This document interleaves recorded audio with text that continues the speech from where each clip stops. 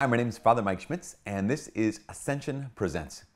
I was talking recently to a man named Matt Fradd. Matt Fradd is a man from Australia, lives here in the United States now, and he goes around the country and pretty much around the world talking about pornography and talking about the harms of pornography on people's lives. He did this interview with me on his website, both chastityproject.com as well as theporneffect.com. I had to double check to make sure I had it. He gave me these note cards to hand out to all of our students here on campus. Kick porn in the face, it says. He asked me about the reality that I work on a college campus, and he said, do you notice that on college campuses that there's more of a problem with pornography than other places?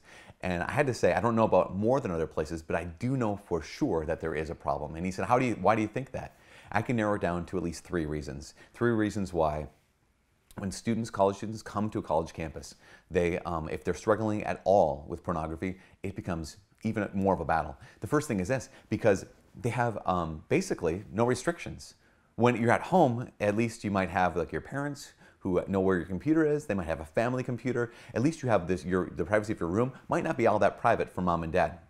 But you get onto a college campus and there's essentially no restrictions. Whether or not it's in your dorm room or in your apartment room or wherever, you can be completely anonymous. The second thing is that there's an abundance of free time. I don't know if you remember your time at college, if you went to college, but looking back, I'm sure now, if you're in the working world and you're kind of doing your thing, you're like, at the time I thought I had no free time, but I realize now I had nothing but free time. Yes, I had to go to class, I had to write some papers and study and stuff like this, and maybe you're a really diligent and really busy student, but you also realize that your free time was there, A, and B, it was all for you. And I think that kind of thing is, the saying is that idle hands are the devil's playground. That sense of, what else am I gonna do? Well, I have this lack of restriction, I have this unbridled free time, and it's all about me. And then thirdly, is when so many students show up to on a college campus, is that they really recognize that they're alone. I mean, there's an isolation that happens, yes, in our everyday world, and maybe when you graduate and you get into the working world, there's an isolation there. But I think a lot of times, a young person's first experience with what could potentially be profound isolation and loneliness happens when you come to a college campus. And so you take these three things. You have this lack of restriction, you have this unbridled free time, it's all about you, and thirdly, you have this loneliness, and pornography is it's just set because it gives you that feeling of that you're connected with someone. It gives you a distraction from what you've got going on, and it gives you the chance to kind of just feed in on yourself. So I shared that with Matt, and he said, well, are there any solutions? Are there any ways to get out of this? And especially if you're watching this, you might have that same question. The first question you might have, though, is this. If I look at this, am I a freak? If my husband is looking at this, my wife is looking at this, are they a freak? The answer is no. The answer is that there's something that's going on in this world of pornography. In some way, what it tries to do is it tries to kind of connect us with what we're made to be. We're made to be people who give ourselves in love to other people. And yet, of course, it's just a shallow form. It's just a false, actually, it's a lie. And it's a lie that uses other people. But it does not mean that you are irreparably broken. It does not mean you're a freak. I know there's some people I talk to and they say their struggle with pornography makes them a freak. It doesn't. It just makes you a human being who's in need of God's grace. So what can you do though? How can you get out of this? I know so many people who I've been trying, whether you're a young adult, whether you're an old adult, it can be the same thing. So if the first issue is a lack of restriction, I think one of the best things a person can do is they can invite restriction. What I mean is you can invite accountability. Now, there are various filtering softwares on people's computers and tablets and whatnot, but I recommend a thing called Covenant Eyes. It can be found at covenanteyes.com. And what it is, it's not just filtering software. What it is it's also accountability software. Basically, the idea is wherever you go online, you assign a person to get an email every day, every 3 days, every week, whatever it is. And when they get that email, it's scheduled to come in their inbox, it will show them where you've been in the last 1, 3, or 7 days. And then whenever I tell that to college students or to high school students, they're like, what? Are you kidding me? That's what happens? I'm like, yes. But here's the deal. If I realize that I'm struggling to such a degree and I have no accountability, I have no restriction, then I might need this. And I would say that every person who has a computer and every person that might even slightly, sometimes, occasionally struggle, they should just put it on their computer.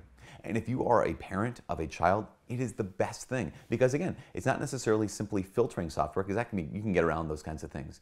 This is an accountability software where you're bringing someone in. That's the great thing about accountability groups, is that you can bring someone in.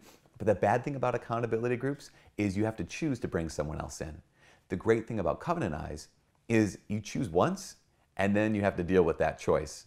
Basically, regardless of whether you want them to get the email or not, they're going to get it. So that first thing is accountability. The second thing, when it comes to that unrestricted freedom, the free time, abundance of free time, it's all about me.